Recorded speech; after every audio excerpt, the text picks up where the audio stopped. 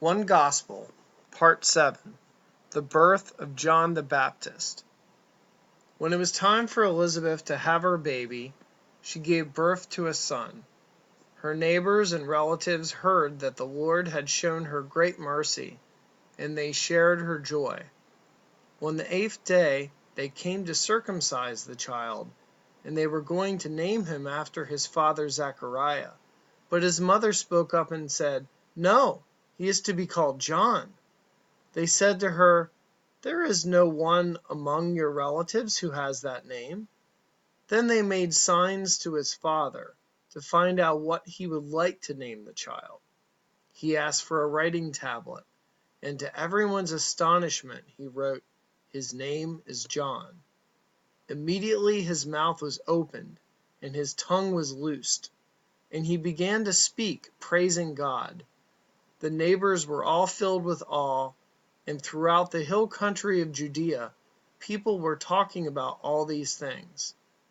Everyone who heard this wondered about it, asking, "What then is this child going to be?" For the Lord's hand was with him. His father Zechariah was filled with the Holy Spirit and prophesied, "Praise be to the Lord, the God of Israel, because he has come and has redeemed his people.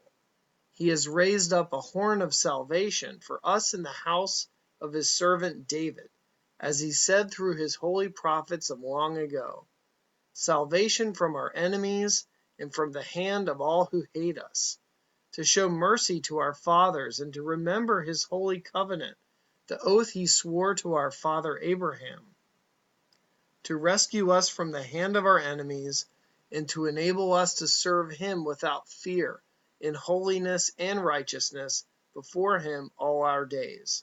And you, my child, will be called a prophet of the Most High, for you will go on before the Lord to prepare the way for him, to give his people the knowledge of salvation through the forgiveness of their sins, because of the tender mercy of our God, by which the rising sun will come to us from heaven, to shine on those living in darkness and in the shadow of death, to guide our feet unto the path of peace." And the child grew and became strong in spirit, and he lived in the desert until he appeared publicly to Israel.